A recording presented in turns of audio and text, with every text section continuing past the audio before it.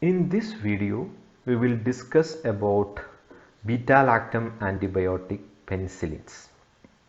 So here we will discuss the definition, classification of penicillins, mechanism of action, adverse drug reactions and uses, indication or applications of penicillins. So what is beta-lactam antibiotics? Beta-lactam antibiotics are the antibiotic which having a beta-lactam. So this is the beta-lactam ring. So antibiotic which having this beta-lactam ring is known as beta-lactam antibiotics. And there are major groups of beta-lactam antibiotic: penicillin, cephalosporin, monobactam and carbapenem. So these are the different structure. The chemical structure is not important for the pharmacological aspects, but in order to understand what is beta-lactam, we have to understand this structure. Now coming to the mechanism of action of beta-lactam antibiotics. So what will happen if we are administering with the beta-lactam antibiotic? All the beta-lactam antibiotic like penicillin and cephalosporin will bind with the penicillin binding protein, and thereby it will inhibit the cross-linking of peptidoglycan layer, and thereby it will produce cell deficient bacteria and it may undergo lysis, and finally it will lead to the bactericidal effect in the bacteria. So in order to understand what is the penicillin binding protein, we can see one animation. So this is the structure of a peptidoglycan layer. It is composed of NAM and NAC which are joined by glycosidic linkage, and these adjacent are bind with the diphosphate group. So when the cell wall synthesis occur, the NAM and NAC monomers are first formed, and in order to join this monomer, one enzyme autolysin which will break this bond, glycosidic bond, and it will form a gap for the newly formed NAM and NAC monomers. So it will come in that place, and the enzyme transglycosidase will help to join this NAM and NAC with the glycosidic bond, and finally this NAM and NAC are joined by transpeptidase enzyme.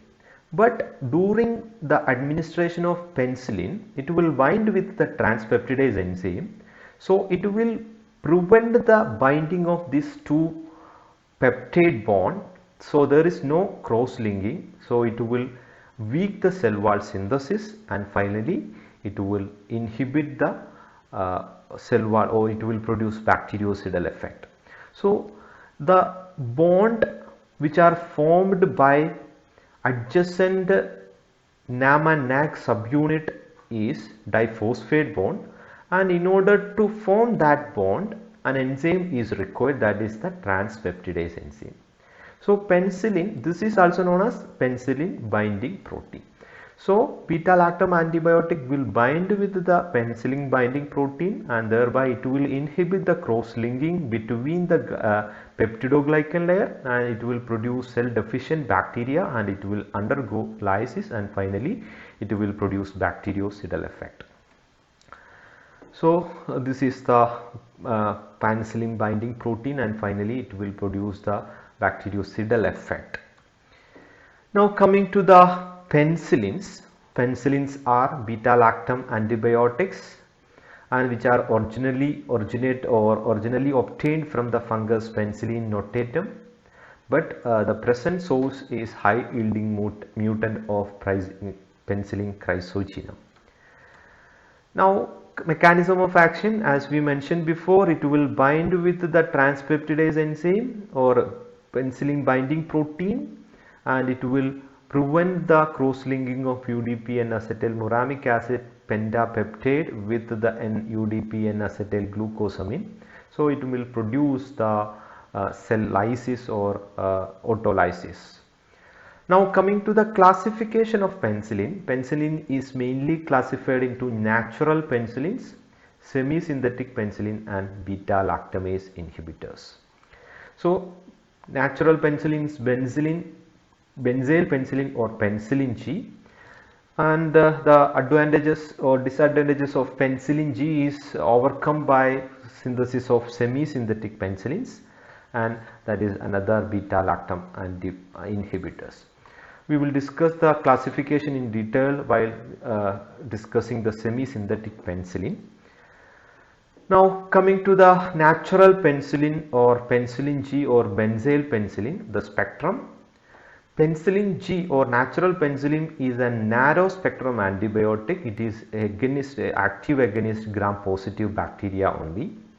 And these are some examples of microorganisms which are sensitive: Streptococcus, Staphylococcus aureus, Pneumococcus, Bacillus anthracis.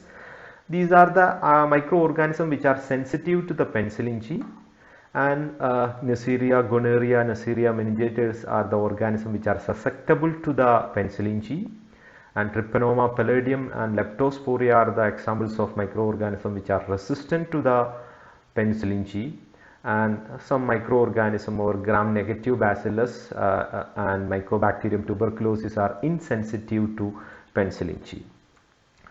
Now coming to the mechanism of bacterial resistance towards the natural penicillin or benzyl penicillin. The main mechanism is by production of penicillinase enzyme, which are produced by majority of the gram-positive as well as gram-negative bacteria, Staphylococcus aureus, and some strains of gonococci, Bacillus subtilis, E. coli, Haemophila influenza. All this will produce the penicillinase enzyme, so this will break the beta-lactam ring and it will inactivate the natural penicillin. So that is the major disadvantage of penicillin G. And the major or large quantity of penicillinase enzyme is produced by gram-positive organism, and small amount is produced by gram-negative bacteria. Now coming to the pharmacokinetics, it is very important in case of penicillin G because penicillin G is acid level, so it will be destroyed by the gastric acid. So it cannot be administered through oral route. We can only administer the other route like parenterals. So if you are administering the penicillin G as oral route, less than 1/3 of the dose will be absorbed. So absorption of penicillin G or benzyl penicillin is from IM site is rapid and complete, and peak plasma is attained in about 30 minutes. Now these are some preparations available as penicillin G or benzyl penicillin, sodium penicillin G or crystalline penicillin, and benzathine penicillin. Now what are the adverse drug reactions of penicillin G or natural penicillin? As we all know, all the penicillins are hypersensitive. So before administering this penicillin, we have to test for allergy. So that's why we will give a test dose before administering the penicillin. So the hypersensitivity include rashes, itching, urticaria, fever, wheezing, angioneurotic edema, serum sickness, etc. And anaphylaxis. This is the immediate hypersensitivity reaction which may cause death, and that is rare, 1 to 4 per 10,000 patient. Even though this is rare, we have to give care in order to detect the allergy towards the or hypersensitivity towards the penicillins. And another adverse drug reaction is local irritancy or direct toxicity, pain at the intramuscular injection site, and nausea on oral injection, mental confusion, muscular twitching, convulsion, and coma when administered in large dose, and superinfection and Jeris eczema reactions like shivering, fever, myalgia, exacerbation of lesion, and some vascular collapse may occur during the Jeris eczema reaction. So these are the important adverse drug reactions of penicillin G. Now coming to uses of penicillin. It is mainly used for the streptococcal infection like pharyngitis, otitis media, scarlet fever and rheumatic fever, and pneumococcal infection like pneumonia and meningitis, and meningococcal infection like meningitis, and used for the treatment of gonorrhea, syphilis, T. palladium and Trypanosoma palladium, and used for the treatment of diphtheria, used for the treatment of tetanus and gangrene, and prophylactic use of rheumatic fever and bacterial endocarditis, and drug of choice of rare infection like anthrax, actinomycosis, rat bite fever, and those caused by Listeria monocytogenes and Pasteurella multocida. So these are the different uses of penicillin G. Now coming to the semi-synthetic penicillin, as we know, as we mentioned before, natural penicillin have some disadvantage or shortcomings like acid liability, poor oral absorption or efficacy, hypersensitivity reaction, narrow spectrum activity, and susceptible to the penicillinase enzyme. So these are the some shortcoming of natural penicillin or benzyl penicillin or penicillin G. So in order to overcome this shortcoming, natural penicillins are chemically modified by combining with some specific side chain to overcome these disadvantages. So that is the semi-synthetic penicillin. Now coming to the classification of semi-synthetic penicillins, it is mainly classified into acid resistant alternative to penicillin G, which are resistant to acid liability, and penicillinase resistant penicillins, and extended spectrum penicillin and beta lactamase inhibitor. Example for acid resistant alternatives are benzoxymethyl penicillin or penicillin V. Example for penicillinase resistant penicillin is methicillin and cloxacillin, and extended spectrum penicillins are ampicillin, becampicillin and amoxicillin. And amoxicillin is the one of the commonly used antibiotic which is available as MOX 500. Then another carbapenicillin and ticarcillin. Then piperacillin and meslocillins are extended spectrum penicillin which have a broad spectrum of action. And last one is beta lactamase inhibitors, or these are the drugs which will inhibit the beta or inhibit the penicillinase enzyme or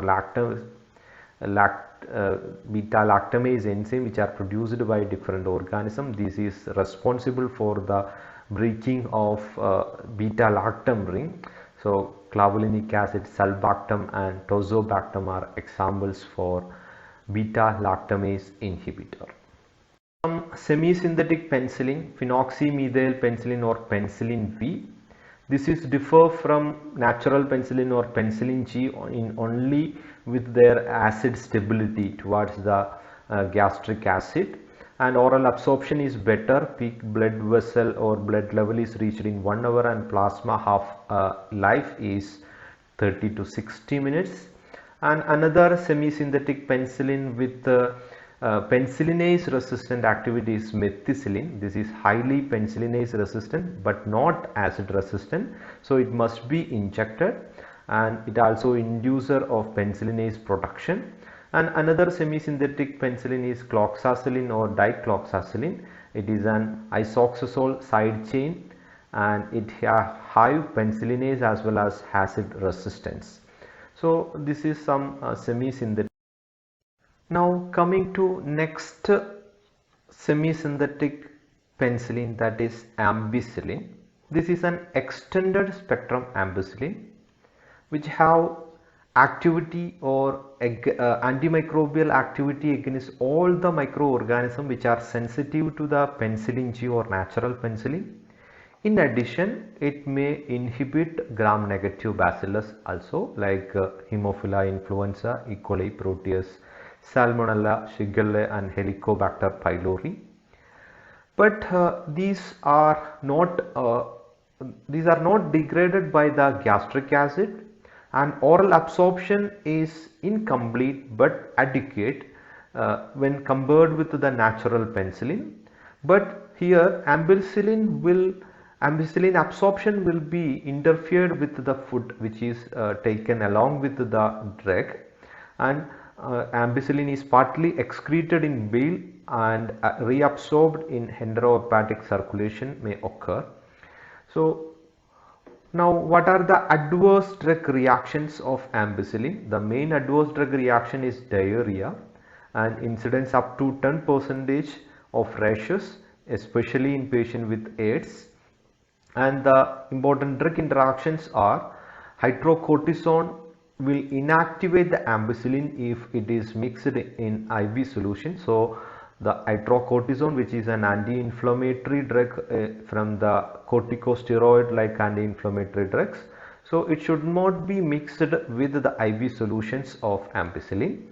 And also the ampicillin will inhibit the colonic flora, microbial flora, so it will interfere with the deconjugation and enterohepatic cycle of oral contraceptives, so it may lead to the failure of oral contraceptive pills. And another drug interaction is probenecid, which is an uricosuric acid, uricosuric drug that will enhance the excretion of uric acid. So probenecid will retard the renal excretion of ampicillin, so the ampicillin action will be prolonged along with the probenecid. So this is the drug interaction as well as adverse drug reactions of ampicillin. Now coming to the uses of ampicillin, it is mainly used to treat urinary tract infection, respiratory tract infection, meningitis. Ampicillin is the first choice of or first line drug for the meningitis, then for the treatment of gonorrhea, typhoid fever, bacillus dysentery, cholecystitis, subacute bacterial endocarditis, Helicobacter pylori infections, and septicemia and mixed infection. So that is the ampicillin. Now another more important extended spectrum beta-lactam semi-synthetic antibiotic is Amoxicillin. So this is an extended spectrum penicillin, and this is a close concur of ampicillin but not a prodrug, and this is very similar to the ampicillin except it have an better oral absorption than the ampicillin, and the amoxicillin will not interfere, or the absorption will not interfere with the food, and higher and more sustainable blood level is produced by the administration of amoxicillin, and incidence is of diarrhea is very lower when compared with the ampicillin, and it is less active against Shigella and Haemophilus influenza, and it is more active against penicillin resistant strains of Streptococcus pneumonia. So this is the main difference between amoxicillin and ampicillin: better oral absorption, it will not interfere the absorption with the food, higher and more sustainable level, and incidence of diarrhea is lower when compared with the penicillin. Now what are the uses of amoxicillin? It is mainly used for the treatment of bronchitis, the infection in the bronchus, and urinary tract infection, subacute bacterial endocarditis, for the treatment of gonorrhea, and it is a component of most of the triple drug H. pylori eradication regimen, which is used to treat the peptic ulcer that is induced by the Helicobacter pylori. So these are the uses of amoxicillin. Now coming to last classification of penicillin, that is beta-lactam mase enzyme inhibitor clavulanic acid. So this is an beta-lactam enzyme inhibitor which is obtained from Streptomyces claviges. It has a beta-lactam ring but do not have any antibacterial activity. So then how this clavulanic acid will act? It will inhibit wide variety of beta-lactamase enzyme which are produced by the gram-positive as well as gram-negative bacteria, and this enzyme is responsible for the destruction of beta-lactam and thereby the inactivation of beta-lactam antibiotics. So clavulanic acid will inhibit the beta lactamase enzymes which are produced by the gram-positive and gram-negative bacteria, but it will not kill the microorganism. Clavulanic acid do not have any antibacterial action. It will only inhibit the beta lactamase enzyme which are produced by the microorganism. It is effective only in combination with the beta-lactam antibiotics, since it will prevent the destruction of beta-lactam ring of combined drug by beta-lactamase enzyme. Now, clavulanic acid have a rapid oral absorption and bioavailability is 60% and it can be also be injected. So, clavulanic acid alone do not have any antibacterial action. Usually it is given as combination with other extended spectrum semi-synthetic penicillin like amoxicillin. As we all know, there are different bands of moxclav, moxcv, which containing amoxicillin plus clavulanic acid. Okay, so that is the action of clavulanic acid. It do not have any antibacterial action. It will inhibit the beta lactamase enzyme. So it will inhibit the destruction of the beta lactam antibiotic which is combined with the clavulanic acid. So that is the action of clavulanic acid. Now what are the uses of clavulanic acid? It is mainly used for the treatment of skin and soft tissue infection, intra-abdominal and gynecological sepsis, and also for the treatment of urinary, biliary and respiratory tract infection, especially when empiric antibiotic therapy is not given, is to be given for the hospital acquired infection, and also for the treatment of gonorrhea. So these are the uses of clavulanic acid. So that is all about the beta-lactam antibiotic penicillin. We had discussed about the definition, classification, mechanism of action, adverse drug reactions and uses of different beta-lactam antibiotic like penicillin G, then acid resistant penicillin, extended spectrum penicillin, and penicillinase resistant penicillin and beta lactamase inhibitors. Hope it is clear. Thank you for watching this video.